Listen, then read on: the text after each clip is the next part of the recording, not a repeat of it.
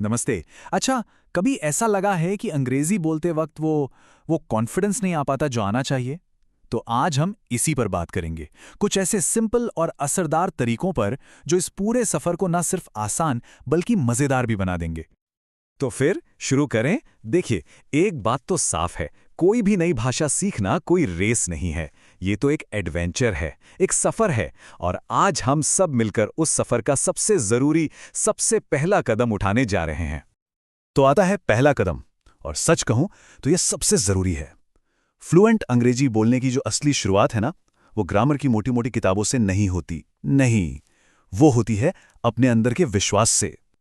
मतलब कोई भी शब्द बोलने से पहले हमें अपने दिमाग को तैयार करना होगा, अपनी सोच को। क्योंकि देखिए, जब तक अंदर से वो आवाज नहीं आती ना कि हाँ ये हो जाएगा, तब तक जुबान साथ देती ही नहीं है। यही तो वो फाउंडेशन है जिस पर कॉन्फिडेंस की पूरी बिल्डिंग खड़ी होगी।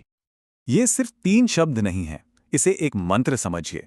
कहा जाता है कि अगर इसे रोज दोहराया जाए तो मन में जो एक छोटा सा डर बैठा होता है ना, उसकी जगह धीरे धीरे कॉन्फिडेंस लेने लगता है। क्यों ना इसे अपनी सुबह की आदत का एक हिस्सा बना लिया जाए। ठीक है, तो एक बारी माइंडसेट सही हो गया, तो अब अगला स्टेप क्या है? अगला स्टेप है बोलना शुरू करना। पर सवाल यह है कि कैसे?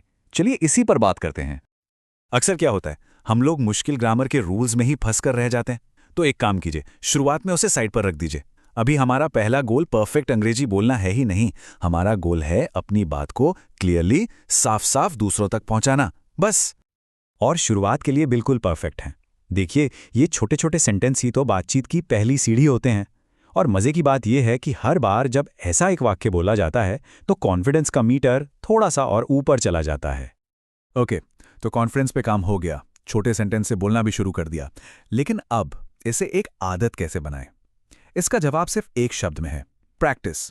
और हम ऐसी डेली रूटीन की बात कर रहे हैं जो बोझ ना लगे बल्कि जिसमें मजा आए। ये 3 तरीके कमाल के हैं। शीशे के सामने बोलने से क्या होता है? झिझक खुलती है। जोर से पढ़ने से शब्दों का प्रोनंसिएशन ठीक होता है। और अपनी ही आवाज को रिकॉर्ड करके सुनने से ना हमें खुद पता चलता है कि अरे यहां थोड़ा और काम करने की जरूरत है। और सबसे अच्छी बात पता है क्या है? इस सब के लिए घंटों नहीं चाहिए। नहीं, रोज के सिर्फ 10 मिनट, बस ये छोटी सी आदत पूरी गेम बदल सकती है। और यही यही सबसे बड़ा सीक्रेट है। एक दिन में 4 घंटे प्रैक्टिस करने से कहीं ज्यादा बेहतर है कि रोज सिर्फ 10-15 मिनट प्रैक्टिस की जाए। लगातार की गई छोटी छोटी कोशिशें ही एक दिन बड़ा रिजल्ट देती हैं। और अब आते हैं हमारे आखिरी और शायद सबसे पावरफुल स्टेप पर।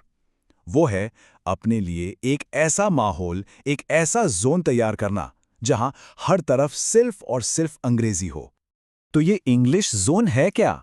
देखिए, ये कोई फिजिकल जगह नहीं है, ये एक मेंटल स्पेस है।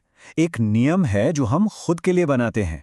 मतलब दिन में एक टाइम फिक्स कर लिया, जब सोचना भी इंग्लिश में है, सुनना भी इंग्लिश में है, और हाँ, बोलने की कोशिश भी इंग्लिश में ही करनी है।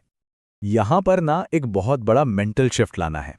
हम अक्सर क्या करते हैं, पहले हिंदी में सोचते हैं, फिर उसे दिमाग में अंग्रेजी में ट्रांसलेट करते हैं और फिर बोलते हैं। हमें इस आदत को तोड़ना है। गोल है सीधे अंग्रेजी में सोचना। जिस दिन ये होने लगा ना, समझिए फ्लुएंसी अपने आप आ जाएगी। तो मकसद एकदम क्लियर है।